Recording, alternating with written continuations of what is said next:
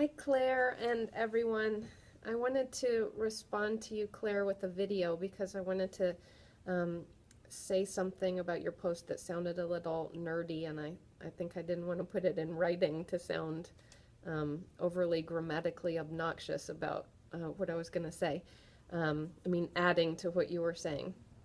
And that was, um, I wanted to tell you that I um, loud and clear heard the reformata semper reformanda, and that's what I was going to write about today, but haven't had time to sit down and put my thoughts together. And then I opened up and saw your post, and that you had in fact entitled yours with the same title I was going to say, so I thought I'd respond instead. And I just wanted to add and this is the nerdy Latin teacher part, that saying of the Reformed Church is one of my favorite pieces of Latin grammar. And I love it so much because we usually take the reformata semper reformanda and we leave the est off the end.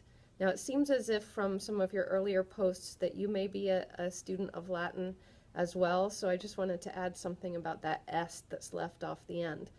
Because when we say reformata semper reformanda, the church having been reformed and always reforming, so that we're talking about what Ramadan is talking about here, about always being in a state of reforming.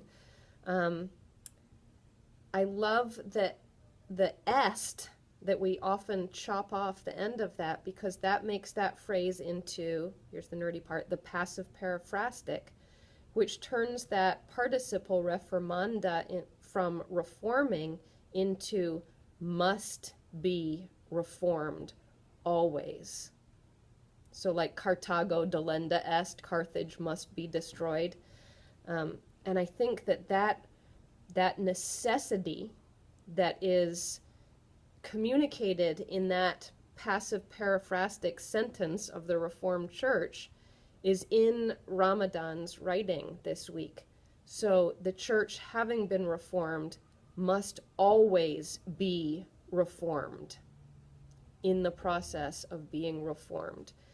And that's what Ramadan is speaking about, is I hear in him this urgency of, we need to attend to this with the intellect that we have been given, that we need to attend to this reforming.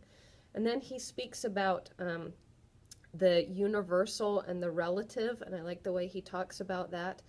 But he talks about we are not being faithful to the historical models, but to the principles that we find in the Revelation and in the Sunnah.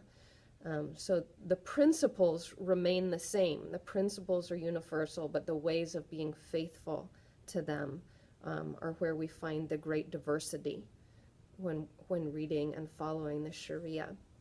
So for instance, I think the example he uses is that we don't dress like the prophet dressed, but we dress according to the principles of modesty and decency and cleanliness. So I thought that was a really good way that he brought that out. So we call on human intellect to give us the methodologies to attend to this reforming.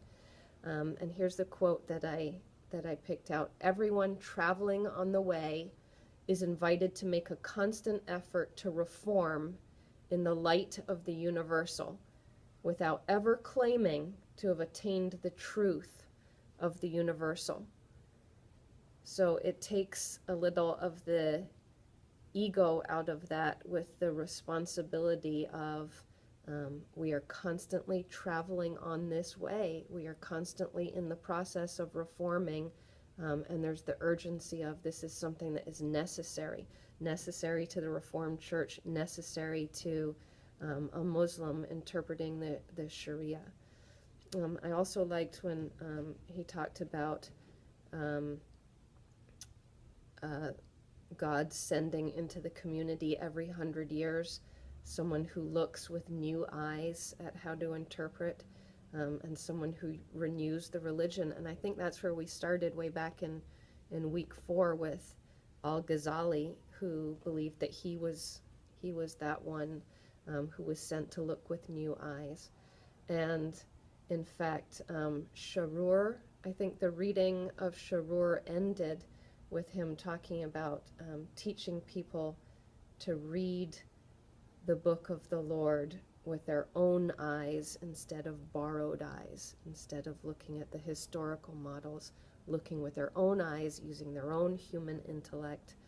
And then Ramadan talks about tools, and I think he's very wonderful in the way that he explains the tools to us, the ijtihad, and looking for the common good, and the fatwa, but he's talking about tools. So if this is a process that we're all responsible for, looking with our own eyes, not borrowed eyes, looking with new eyes, looking for guidance in doing this, using our human intellect, what we're really looking for is the tools to be able to do that. So I really wish that I could be walking to Starbucks with Adam and with you all and having a chance to sit and talk. I think this online class has been incredible, and I would also love the time to talk in person as well. That's the one little drawback here, but to hear everybody's thoughts in writing too is so powerful, and that we have that and we can collect all these thoughts everybody has and have these for years and years to come is precious. So thank you everybody for all the hard work that you're putting into this every week. Appreciate it.